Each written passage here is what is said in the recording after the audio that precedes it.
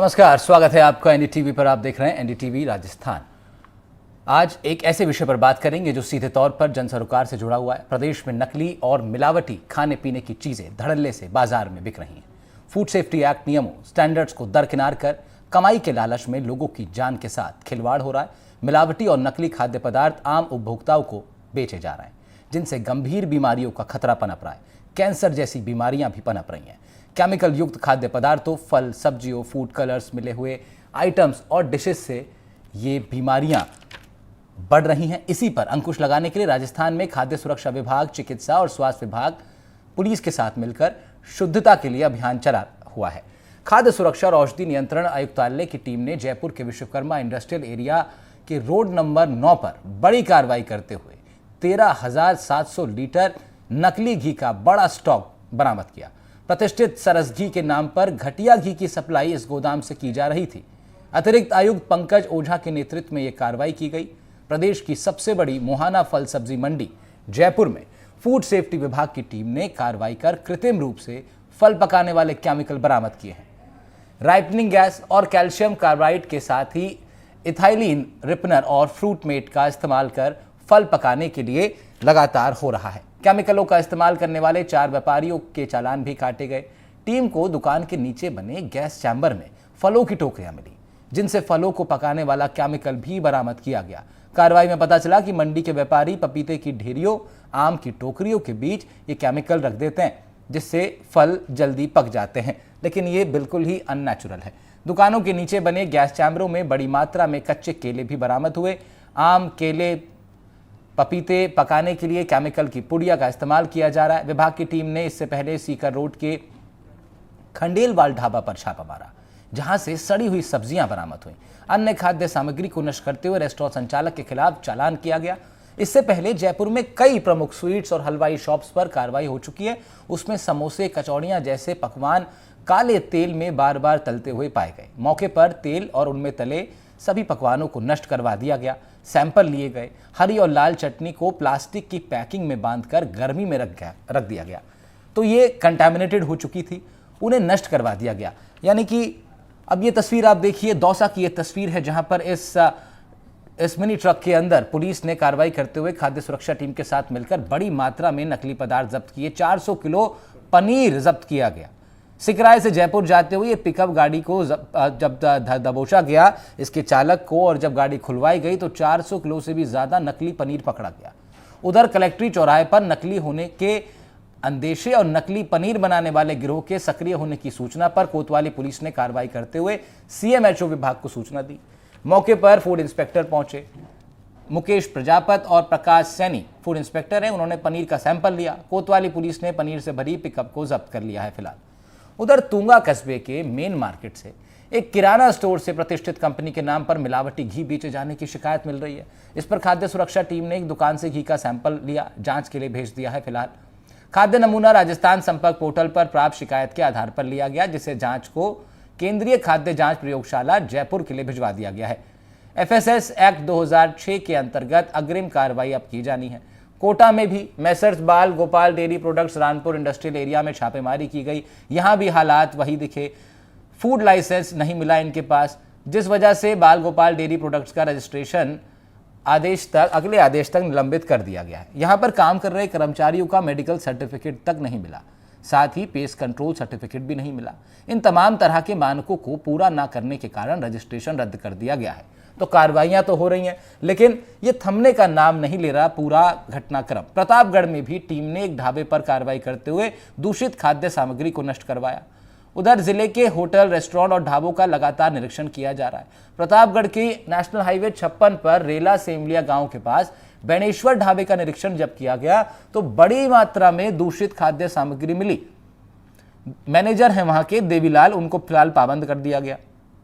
मौके से 55 लीटर दूषित खाद्य तेल, 20 किलो तुअर की दाल को नष्ट करवा दिया गया और खाद्य सामग्री के सैंपल लिए गए। 2 दिन पहले अजमेर में रेलवे स्टेशन के सामने होटल और ढाबों से खाद्य सामग्री के करीब 20 नमूने खाद्य सुरक्षा विभाग की टीम ने लिए थे, जिनमें फूड सेफ्टी टीम को जांच के दौरान बिरयानी में फूड कलर मिला हुआ प्राप्त हुआ। खाद्य सुरक्षा अधिकारी ने बताया कि मुख्य कार्रवाई मदीना होटल और ख्वाजा होटल पर की गई। दोनों ही जगह किचन में गंदगी के बीच भोजन तैयार हो रहा था और परोसा जा रहा था। हाइजीन और सैनिटेशन की स्थिति संतोषजनक कतई नहीं है। कलर का भोजन तैयार करने में उपयोग प्रतिबंधित है। मौके पर उपयोग में लिया जा रहा फूड कलर नष्ट करवा दिया गया टीम द्वारा। यहां से बिरयानी और दही के नमूने भी लिए गए। ख्वाजा होटल पर भी फूड कलर को भोजन तैयार करने में इस्तेमाल करता हुआ पाया गया है। यहां से बिरयानी, रिफाइंड सोयाबीन तेल और मसालों के नमूने लिए गए। दोनों होटलों पर स्टाफ के मेडिकल फिटनेस, पानी की जांच रिपोर्ट, पेस्ट कंट्रोल करवाने और सफाई व्यवस्था 7 दिन में दुरुस्त करने के आदेश दे दिए गए। मेसर्स प्रेम प्रकाश रेस्टोरेंट से पनीर, दही, चावल, रिफाइंड सोयाबीन, दूसरे ढाबों से जैसे कि मेसर्स वैष्णव ढाबे से पनीर, दही, मेसर्स जय भोले ढाबे से रिफाइंड सोयाबीन तेल, आटा, चना, दाल, पनीर सबके नमूने लिए गए और इनमें से काफ़ी नमूने दूषित पाए गए हैं। अब बड़ा सवाल यह है कि कहानी रुकती हुई नजर आ नहीं रही है। दौसा में 400 किलो पनीर पकड़ने के बाद खाद्य सुरक्षा अधिकारी मुकेश प्रजापत से एनडीटीवी ने बातचीत की है। सुनवाते हैं उन्होंने क्या कुछ कहा है। राज्य सरकार द्वारा शुद्ध आहार मिलावट पर वार अभियान चलाया जा रहा है, जिसके अंतर्गत मई माह में विशेष अभियान श्रीमान अतिरिक्त फूड कमिश्नर पंकज ओझा जी द्वारा विशेष अभियान चलाया जा रहा है। उनके निर्देशन में हमारी फूड सेफ्टी दौसा टीम लगातार कार्रवाइयाँ कर रही है। इसी क्रम में आज हमें एक गाड़ी में मिलावटी पनीर ले जाए जाने की सूचना प्राप्त हुई थी और अभी हमारी टीम पहुंची है और हम उसमें जांच कर रहे हैं और सैंपल नमूने लिए जाएंगे। उसके बाद रिपोर्ट आने पर विधिवत जो भी कार्रवाई संबंधित के खिलाफ होगी वो हम करेंगे। कितना माल बताया जा रहा है? लगभग 400 किलो माल बताया जा रहा है। किस तरफ से आ रही थी सर माल? गाड़ी सर अभी सिकंदरा साइड से हाईवे पे गाड़ी पकड़ी है, अभी पूछताछ जारी है, पुलिस पूछताछ कर रही है। दौसा के बाद आपको बांसवाड़ा के खाद्य सुरक्षा अधिकारी की बात सुनवाते हैं, जिन्होंने कार्रवाई के दौरान बड़ी मात्रा में नकली पनीर पकड़ा। अभी रेस्टोरेंट, ढाबा और बेकरी और सभी पे कार्रवाई की है। उसी के तहत कल गुरु गायत्री भोजनालय से दाल और बाटी का सैंपल लिए गए और डायमंड डाइनिंग हॉल है यहाँ पे उदयपुर रोड पे, उससे ग्रेवी और पनीर का सैंपल लिया गया। और आज भाई जी पराठे वाले जो बांसवाड़ा के फेमस है, वहाँ से आलू के पराठे और तेल का सैंपल लिया गया। इसी दौरान शहर की फेमस बीच में जो होटल है आनंद होटल, जिसके बारे में बहुत सारी कुछ ऐसी सूचनाएं मिल रही थी, तो उसी के तहत कार्रवाई की। तो यहाँ किचन का निरीक्षण किया गया, इनके मेडिकल और पानी की जांच के लिए, और इनका जो लाइसेंस कुछ रुकावटें आ रही थी उसमें, तो वो क्लियर करके और आज इनसे दही और ग्रेवी का सैंपल लिए। तो क्या दौसा, क्या बांसवाड़ा, क्या अजमेर, कोटा और खुद राजधानी जयपुर में भी इस तरह के तमाम प्रकरण सामने आ रहे हैं। प्रशासन कोशिश कर रहा है, सरकार कोशिश कर रही है, लेकिन वो कोशिश कितनी कामयाब हो रही है और क्या कुछ उस पूरे प्रोसेस में कितनी सफलता हाथ लग रही है, उस सब पर बात करेंगे। आम जनता के लिए ये तमाम मिलावटखोरी का जो पूरी व्यवस्था है कितनी घातक है, इस पर बात होगी। नीरज शर्मा हमारे साथ स्टूडियो से जुड़ेंगे, हमारे सहयोगी हैं। डॉक्टर अनंत शर्मा चेयरमैन हैं CANS के, वो जुड़ रहे हैं। डॉक्टर ज्योत्सना रंगा जी जुड़ रही हैं, FSO CMHO हैं आप। और अजमेर से हमारे संवाददाता पवन अटारिया भी हमारे साथ जुड़ेंगे। नेशनल चेयरमैन है आप कंज्यूमर कन्फेडरेशन ऑफ इंडिया के डॉक्टर अनंत शर्मा जी। आपके साथ शुरुआत करते हैं सर चर्चा की। ये पूरा जो खेल है सर फूड का, ये भी एक बड़ा बिजनेस बन गया है और पेट भरने के लिए लोगों का बड़ा ये ध्यान दिया जा रहा है कि किस तरह कम पैसों में कम रिसोर्सेज के साथ और निम्न क्वालिटी के रिसोर्सेज को परोसा जा रहा है। सर क्या कुछ रिएक्शन आपका रहेगा इस पूरे प्रकरण पर? मैं सबसे पहले यहीं से शुरुआत करता हूं, डॉक्टर अनंत। देखिए, अभी जो विभाग की तरफ से कार्रवाई की गई है, सबसे पहले तो मैं उसके लिए बधाई देना चाहता हूं कि बहुत दिन के बाद एक इस तरह की कार्रवाई सामने आई है, जिसमें न केवल छोटे और मध्यम व्यापारी बल्कि जो बड़े व्यापारी थे, जिनके बड़े ब्रांड थे, जिनके बड़े नाम थे, उन पर भी जाकर विभाग ने एक हिम्मत दिखाई है और कार्रवाई की है। ये कार्रवाई निश्चित रूप से बहुत ही जरूरी थी, पर जो अगर हम पूरे समग्र में बात करें तो खाद्य पदार्थों में मिलावट की स्थिति आज बहुत गंभीर है। ये तो आप जो देख रहे हैं, हम कह सकते हैं कि जो चीजें सामने आई है वो केवल एक छोटा सा उदाहरण भर है। और इस बार जो कार्रवाई हुई है, जो हमेशा कार्रवाई होती है उससे थोड़ा सा अलग है, और इस बार की कार्रवाई में साफ हो गया है कि ज्यादातर जगह पर गड़बड़ मिल रही है। हमेशा जब खाद्य विभाग की तरफ से सैंपल उठाए जाते हैं और उसमें से रिजल्ट आते हैं, तो उसमें परसेंटेज जो मिलावट का है वो कम पाया जाता है। लेकिन इस बार जिस तरह कार्रवाई हुई है उससे साफ हो गया है कि चाहे छोटा दुकानदार हो चाहे बड़ा दुकानदार हो, कानून की कमियों का फायदा उठाकर, या उससे भी ज्यादा मैं कहूंगा कि जो लापरवाही है इनको पकड़ने के मामले में, उसका फायदा। लेकिन इस बार लग रहा है बड़ी कार्रवाई हुई है सर, जिस तरह आप भी कह रहे हैं कार्रवाई हुई है। हमारे साथ फूड सिक्योरिटी ऑफिसर हैं अजमेर की डॉक्टर ज्योत्सना रंगा जी, उनके पास चलते हैं, जरा उनसे जानते हैं। मैम, क्या कुछ कार्रवाई आपके द्वारा की गई है? और जिस तरह सर भी कह रहे थे कि अच्छी बात है कि बड़ी कार्रवाई हुई है, लेकिन इस कार्रवाई का इम्पैक्ट कितना देखने को मिलेगा अजमेर में? हमारे यहाँ पे रोज ही कहीं ना कहीं नमूने लिए जा रहे हैं, और यदि कोई इतना ग्रॉसली आपको ऐसा नमूना मिलता है जो बहुत ही खराब है या जो जिसमें से बदबू आ रही है, तो तुरंत मौके पे भी नष्ट करवाया जाता है। और हमारी अजमेर की जो फूड सेफ्टी ऑफिसर्स की टीम है वो आप देख ही रहे हैं कि रोज किसी न किसी जगह पर जा रही है, वहां से नमूने उठा रहे हैं। यदि मौके पे कुछ मिलता है तो उसको नष्ट करवा देते हैं। साथ ही साथ पेस्ट कंट्रोल जो उनके कर्मचारी है उनकी हेल्थ स्टेटस और इन सब पे भी हम जोर देते हैं और समझा कर आते हैं। हमारे फूड सेफ्टी ऑफिसर्स सिर्फ छापामारी नहीं करते, बल्कि जो रेस्टोरेंट मालिक हैं, जो स्टाफ है वहाँ का, उन्हें समझाते भी हैं साथ साथ कि कौन सा फूड कलर आपको किस खाद्य पदार्थ में नहीं मिलाना है, किस तरह की चीजों को आप किस तरह से प्रिजर्व करना है, कैसे स्टोर करना है, पेस्ट कंट्रोल क्यों जरूरी है। तो ये साथ ही साथ समझाइश भी चलती है ताकि वो भविष्य में ऐसा नहीं हो कि आज हमने छापामारी कर ली, आज हमने उनके फूड सैंपल उठा लिए, बंद कर दिया, कल को जब वो शुरू करेंगे तो वापस उसी ढर्रे पे ना आ जाए। सही बात है। जो भी कार्रवाई हो वो परमानेंट तो आप कार्रवाई के साथ साथ आप एजुकेट भी कर रही हैं, खासतौर पर जो स्टॉल ओनर्स हैं, जो फूड कंपनीज ओनर्स हैं, आप उनको एजुकेट भी कर रही हैं। लेकिन बहुत सारी चुनौतियों का भी आपको सामना करना पड़ता होगा, मैं वो जानूंगा आपसे। लेकिन पहले पवन अटारिया हमारे संवाददाता हैं अजमेर में, उनके पास चलते हैं। पवन, तमाम कार्रवाई आपके क्षेत्र में हुई है, क्या कुछ हमारे साथ, हालांकि फूड सिक्योरिटी ऑफिसर खुद मौजूद हैं, लेकिन क्या कुछ आपने अपनी आंखों देखा वो तमाम, चाहे वो अलग अलग पनीर हो या तेल हो या अलग अलग सामग्री जो मिली मिलावट खोरी को पकड़ते समय, क्या कुछ आपने देखा, क्या अपडेट? बिल्कुल, देखिए फूड जो आइटम होते हैं, बात करें होटल, ढाबे, रेस्टोरेंट की या थड़ी स्ट्रीट वेंडर की, उनको इन सब चीज़ों में बनाने में 100% से ज़्यादा का मार्जिन होता है। तो ऐसे में वो निश्चित तौर पर जो शहरवासी हैं, जो स्ट्रीट फूड हो या होटल ढाबे में महीने में, हफ्ते में 2-3 बार खाना खाते हैं, तो उनको वो खाना पसंद आता है। तो जो इसमें जो सामग्री लगाई जाती है, जैसे कि मान लीजिए खाने वाला कलर है, वो डाल के टेस्ट आ जाता है, कलर आ जाता है। व्हाइट पेपर है, चाउमीन में अगर रेड चिली सॉस है, ग्रीन चिली सॉस है, ये कम खर्च, यानी कि उनकी जो वैल्यू है, मूल्य है, रेट है, वो कम होती है। तो इसमें टेस्ट आ जाता है, तो वो निश्चित तौर पर उनको पसंद आता है और वो खाते हैं। और ऐसे में जब ग्राहक, जो व्यापारी है, वो इतनी कड़ी गर्मी पड़ रही है, 42 करीब 42 डिग्री का यहाँ पर तापमान है, वो ऐसे में खुले में रखता है और निश्चित तौर पर उसके खराब होने के चांस काफी ज्यादा होते हैं। तो ऐसे शाम होती है, स्ट्रीट वेंडर खाना बनाने लग जाते हैं। लेकिन पवन, जहां जहां पर कार्रवाई हुई है, अजमेर की खाद्य सुरक्षा विभाग ने जहां पर कार्रवाई की है, आप क्योंकि ग्राउंड पर रहते हैं और आप भी इस हकीकत को जरूर जानते होंगे, मैं वही आपसे जानना चाह रहा हूं कि और कौन कौन सी जगह आपको अजमेर में ऐसी लगती हैं जहां पर अब तक फूड सुरक्षा विभाग नहीं पहुंच पाया? फूड सिक्योरिटी ऑफिसर हमारे साथ हैं, वो जरूर आपसे ये जानना चाहेंगी। बिल्कुल, देखिए दरगाह क्षेत्र है, वहां नॉनवेज काफी बड़ी संख्या में बिकता है। काफी अलग अलग राज्यों से वहां पर जायरीन आते हैं।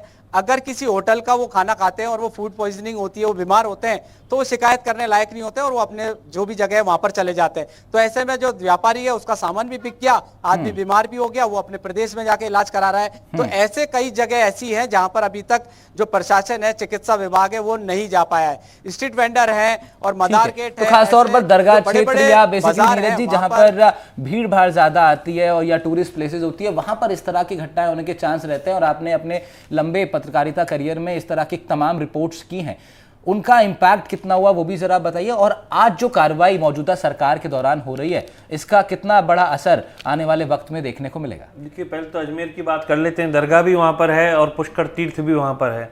वहाँ मेला भी भरता है, ब्रह्मा जी का मंदिर भी है, तमाम चीज़ें हैं। लेकिन जो कार्रवाई अभी हुई है ये दरगाह क्षेत्र के अंदर हुई है, रेलवे स्टेशन के पास में हुई है।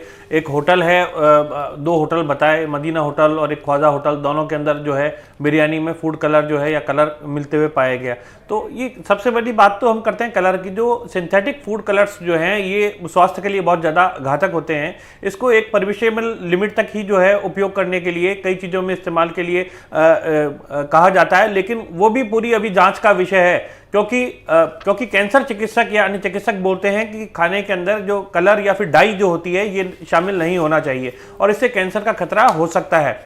हालांकि जांच और अनुसंधान का विषय है कि कितनी इसकी मात्रा जो है वो मनुष्य के लिए घातक हो सकती है। जितने भी सॉस और ये केचप आ रहे हैं या अलग अलग तरह के फूड कलरिंग वाले आइटम्स आ रहे हैं जिनके अंदर सिंथेटिक कलर्स डले हुए हैं, ये सेहत के लिए बहुत खतरनाक होते हैं। यहाँ तक कि होटल रेस्टोरेंट पे मिलने वाली तमाम जो ग्रेवीज हैं, ग्रेवीज की जो सब्जियां आ रही हैं, उन सब में भी इसी तरह के कलर जो हैं वो मिलाए गए हैं। जयपुर के अंदर हमने देखा कि जो फल हैं, आम, केला, पपीता, इन तक को राइपनिंग गैस से, और उस पर नाम लिखा हुआ है नेचुरल गैस, नेचुरल राइपनिंग। तो नेचुरल राइप तो पेड़ पे जब फल पकता है तो होता है, लेकिन ये गैस के जरिए चैम्बरों के अंदर डाल करके फलों को पकाया जा रहा है। कैल्शियम कार्बाइड का इस्तेमाल किया जा रहा है, इथाइलिन जो है उसका इस्तेमाल किया जा रहा है। तो जब कैल्शियम की पुड़िया जो है ये डाल करके और फलों को पकाया जाएगा तो कितना उसमें जहरीला तत्व जो है वो लोगों की सेहत के लिए कितना खतरनाक हो सकता है, क्योंकि फल जो है आखिर उनके पेट में जा रहा है।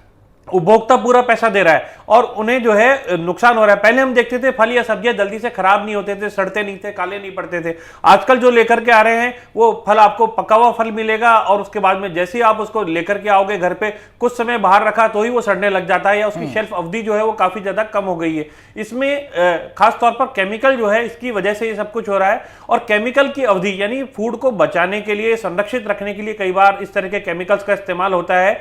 यहां तक कि पैकेज फूड जितना भी आ रहा है उसके अंदर उसको संरक्षित रखने के लिए जो साइट्रिक एसिड्स और उसके अलावा नॉन परमिशेबल कुछ ऐसे आइटम्स हैं जो डाल दिए जाते हैं या फिर टेस्ट एनहेंसर डाल दिए जाते हैं। जैसे मैं बात करूंगा मोनोसोडियम ग्लूटामेट की, MSG जिसे कहा जाता है। पिछले दिनों कुछ नूडल्स कंपनियों के नूडल्स के अंदर इसे पाया गया था तो उस पर बैन भी लगाया गया था, लेकिन अभी भी फास्ट फूड के जो दुकान है या फिर खुले खोमचे हैं उन सभी में नूडल्स के चाइनीज आइटम जो बन रहे हैं, चाहे मंचूरियन बन रहा हो या फिर अदर चाइनीज आइटम बन रहे हैं, उनकी चटनियां जितनी भी हैं या फिर उनकी रेसिपी है उसमें MSG, जिसको चाइना का नमक भी कहा जाता है, वो MSG को, मोनोसोडियम ग्लूटामेट को डाल दिया जाता है। वो कैंसरस है और बहुत ज्यादा नुकसानदेह है। लोगों को जानकारी नहीं है लेकिन लोगों के शरीर के अंदर ये जा रहा है और स्वाद के चक्कर में, क्योंकि वो टेस्ट एनहेंसर है, टेस्ट बढ़ाता है, लोग उसको खा जाते हैं। इसी तरीके से जो जितनी भी शेजवान चटनी आ रही हैं इनके अंदर भी ये MSG का इस्तेमाल जो है ये किया जा रहा है। ये भी बहुत ज्यादा नुकसानदेह है और सरकार जो है पहले ही इन पर पाबंदी लगाने की बात कह चुकी है, लेकिन अभी भी कई कंपनियां इसको बेच रही हैं। इसी प्रकार से बहुत सारे ऐसे आइटम हैं जिनमें केमिकल का इस्तेमाल नहीं होना चाहिए या फिर मिलावटी चीजें नहीं होनी चाहिए। जैसे घी की बात करें, अभी घी की जो खेप जयपुर के अंदर आज पकड़ी गई है वो 13,700 लीटर खेप है जो विश्वकर्मा इंडस्ट्रियल एरिया में गोदाम में पकड़ी गई है।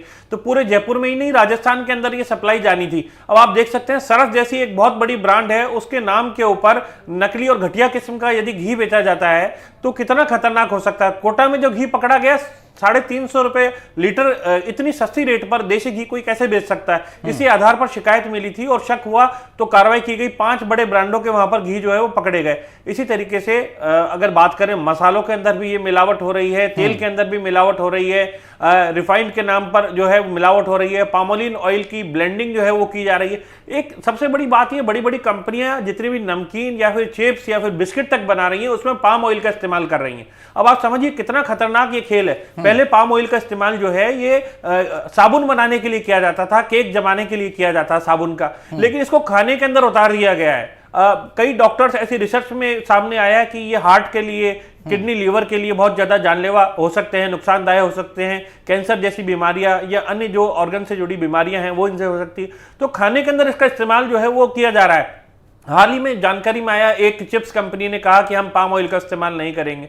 तो अब तक तो जो है इस्तेमाल किया गया, अब वो इस तरह की बात कह रही है। विदेशों के अंदर कई जगह इस तेल को बैन किया गया है। तो इस तरह के जो चीजें हैं ये स्वास्थ्य के लिए कितनी ज्यादा खतरनाक हो सकती हैं। सही बात है। भारत में बकायदा फूड स्टैंडर्ड एक्ट भी बने हुए, फूड सेफ्टी एक्ट भी बने हुए हैं। सरकार को भी इस ओर संज्ञान लेना चाहिए, फूड सेफ्टी ऑफिसर्स को भी देखना चाहिए कि कौन कौन सी ऐसी चीजें हैं जो लोगों के स्वास्थ्य के लिए हानिकारक हो सकती हैं, घातक हो सकती हैं, लोगों की जान से खिलवाड़ करने वाली है। और सबसे बड़ी बात, संक्रमित, गर्मी का दिन चल रहा है, बहुत सारी मौसमी बीमारियां, डायरिया तक हो जाता है, लूज मोशन हो जाते हैं, उल्टी की बीमारियां हो जाती हैं यदि संक्रमित खा लिया तो। लेकिन जो चटनियां हैं अलग अलग जगह पर, समोसे की, कचौरियां, जो इसकी चटनियां हैं, हरी चटनियों को थैलियों में बांध बांध करके रख रखा है क्योंकि उनको फटाफट पुड़िया पकड़ानी है ग्राहकों को। लेकिन वो गर्मी में सड़ जाती हैं। वेज और नॉनवेज को ख्याल नहीं रखा जा रहा है, एक साथ रखा जा रहा है। तो हो क्या रहा है, ये लोगों के, आम उपभोक्ताओं के स्वास्थ्य के साथ इतना बड़ा खिलवाड़ कैसे? ये बड़ी चुनौती है। आपने बहुत सारे कारण, बहुत सारी चीजें आपने गिनवाई नीरज जी, और मैं उसी से तब ये सोच रहा था कि फूड सिक्योरिटी ऑफिसर के नाते से एक बड़ी जिम्मेदारी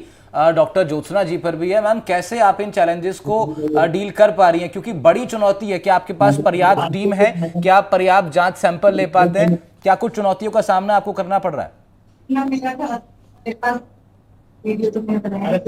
फिर से पूछिएगा। ज्योत्सना जी, मैं कह रहा हूं कि बड़ी चुनौती आपके सामने है। क्या आपके पास पर्याप्त टीम है? क्या आप लोग ज्यादातर दुकानों से सैंपल ले पा रहे हैं? क्योंकि बहुत सारी दुकानें खुली हुई हैं, बहुत सारे फूड विक्रेता हैं। कहां, कितने लोगों तक आप पहुंच पाए हैं? सर, ये एक सुनियोजित अभियान होता है हमारे फूड ऑफिसर्स द्वारा।